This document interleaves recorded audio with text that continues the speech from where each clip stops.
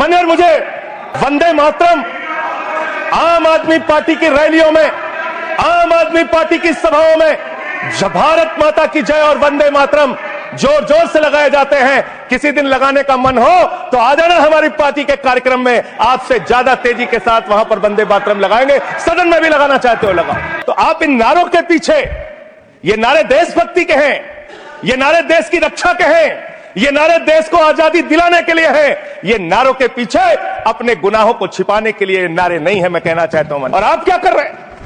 आप इन नारों के पीछे अपने गुनाहों और अपराध को छिपाना चाहते हैं। वंदे मातरम का मतलब क्या है? वंदे मातरम का मतलब है मातृभूमि की वंदना। मातृभूमि की वंदना।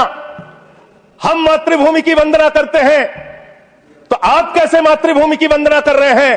अरे 1 रुपए में तो एक आम नहीं मिलता। आपने 1 रुपए में अडानी को 1050 एकड़ जमीन और 10 लाख आम और लीची के पेड़ दे दिए। यह मातृभूमि की वंदना, यह आपकी मातृभूमि की वंदना है। आप मातृभूमि को बेचकर मातृभूमि की वंदना कर रहे हैं। यह मातृभूमि की, आज वंदे मातरम पे ही बात करूंगा सर। मातृभूमि की वंदना, मातृभूमि की वंदना हिंदुस्तान के एयरपोर्ट को बेच के नहीं हो सकती। मातृभूमि की वंदना रेल को बेचकर नहीं हो सकती, सेल को बेचकर नहीं हो सकती, समुद्री तटों को बेचकर नहीं हो सकती, कोयला और गैस को बेचकर नहीं हो सकती, हिंदुस्तान की जमीनों को बेचकर नहीं हो सकती। तुम लोग मातृभूमि को बेचने वाले लोग हो, तुम मातृभूमि की वंदना करने वाले लोग नहीं हो। अनवर, वंदे मातरम पे ही सुनिए, आज वंदे मातरम के अलावा कुछ बोलूंगा ही नहीं। मातृभूमि की वंदना, इस मातृभूमि की वंदना में जब यहां पे लीडर ऑफ द अपोजिशन बोल रहे थे, मान्यवर, Honorable I am not yielding, sir. I am not yielding, sir. Let him just sir, I am not yielding, sir. I am not yielding, sir.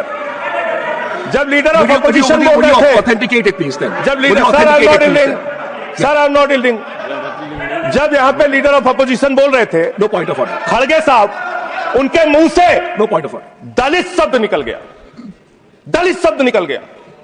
पूरी की पूरी भारतीय जनता पार्टी हाउस में खड़े होकर विरोध करने लगी। दलितों से इतना चिढ़ है आपको? क्या दलित भारत माता के बच्चे नहीं? क्या पिछड़े भारत माता के बच्चे नहीं?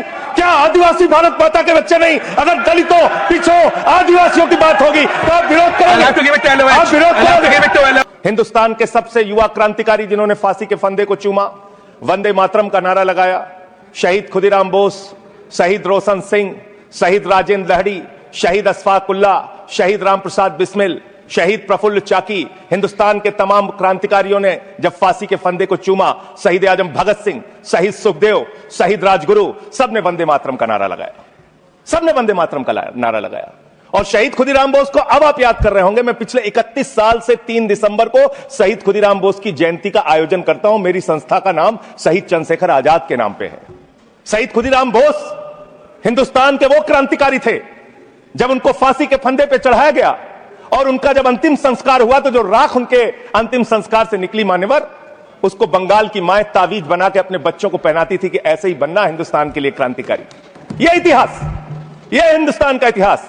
लेकिन मैं आपके माध्यम से इस सरकार से पूछना चाहता हूं, आपके पुरखे इस वक्त क्या कर रहे थे जब शहीद आजम भगत सिंह वंदे मातरम लगा रहे थे, शहीद सुखदेव वंदे मातरम लगा रहे थे, शहीद राजगुरु वंदे मातरम का नारा लगा रहे थे, शहीद खुदीराम बोस वंदे मातरम का नारा लगा रहे थे? उस वक्त आप क्या कर रहे थे? क्या कर रहे थे आप?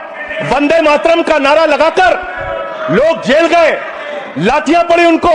मैं आपके माध्यम से इस सरकार से पूछना चाहता हूं, आरएसएस के 4 लोगों का नाम बताओ जो वंदे मातरम नारा लगा के जेल गए, उनका नाम बताओ आप। 4 लोगों का नाम बताओ आप, अपने 4 पुरखों का नाम आप बताओ। आप नहीं बता सकते क्योंकि आजादी के आंदोलन में आपका कोई इतिहास नहीं, आजादी के आंदोलन में आपका कोई इतिहास नहीं, यही आपकी कुंठा है। तो इसलिए कभी आप कहते हो सरदार वल्लभ भाई पटेल आपके हैं। अरे भैया, सरदार वल्लभ भाई पटेल ने आरएसएस के ऊपर बैन लगाया था, यह रिकॉर्डेड हिस्ट्री है। और जब 18 महीने जेल में रखा गया आरएसएस के लोगों को राष्ट्रपिता महात्मा गांधी की हत्या के अपराध में, जब उनको छोड़ा गया, बैन हटाया गया, तो उसमें शर्त लगाई कि आप राष्ट्रीय ध्वज को मानेंगे, यानी कि आप तिरंगे झंडे को भी नहीं मानते थे। आपने 52 साल तक हिंदुस्तान का तिरंगा झंडा आरएसएस के मुख्यालय पर नहीं फहराया सर, नहीं फहराया। और 3 लोगों ने आरएसएस के मुख्यालय पर जब यह झंडा फहराया, उन तीनों के नाम मैं पढ़ रहा हूं, विजय, उन्मत्त, दिलीप, इन तीनों लोगों के खिलाफ आरएसएस ने एफआईआर दर्ज कराई किस अपराध में? कि हमारे दफ्तर में तिरंगा क्यों फहरा दिया, और कितने साल तक मुकदमा लड़े? 13 साल तक मुकदमा लड़े। यह है आपकी असलियत। आप तिरंगे का विरोध करते हैं, भारत के राष्ट्रीय ध्वज का विरोध करते हैं। जो लोग तिरंगे और राष्ट्रीय ध्वज का विरोध कर सकते हैं वो भारत माता के सच्चे सपूत नहीं है।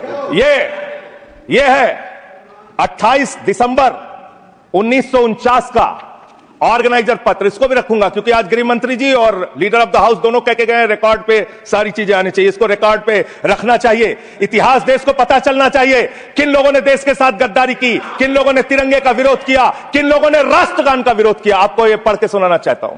यह ऑर्गेनाइजर है, क्या लिख रहा है?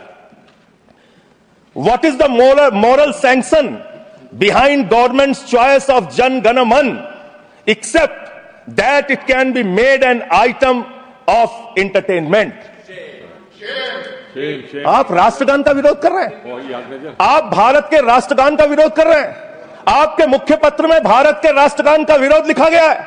इसके लिए भारत के प्रधानमंत्री को और पूरी की पूरी भारतीय जनता पार्टी को, जो अपने आप को आरएसएस को अपना आदर्श मानती है, पूरे देश से माफी मांगनी चाहिए। यह रिकॉर्ड पे लाऊंगा सर, इसको रख लीजिएगा, यह रिकॉर्ड पे रखा जाए। हमारे एक ऊर्जा मंत्री हैं, माननीय मंत्री जी AK शर्मा, उनके सामने व्यापारी लोग पहुंचे। उन्होंने कहा 21 घंटे से लाइट नहीं आ रही, 21 घंटे से लाइट नहीं आ रही, व्यापार बर्बाद हो रहा है, बच्चे रो रहे हैं, हमको गर्मी में बिजली दे दो। मंत्री जी ने कहा जय श्री राम, बजरंग बली की जय, में बैठ के चले गए। मैं आपके माध्यम से सरकार से पूछना चाहता हूं, क्या भगवान श्री राम ने आपको कहा है कि आप नाकारे और निकम्मे हो जाइए और जनता को अंधेरे में रखिए, बिजली ना दीजिए? यह क्या भगवान श्री राम ने आपको कहा है? कि शिक्षा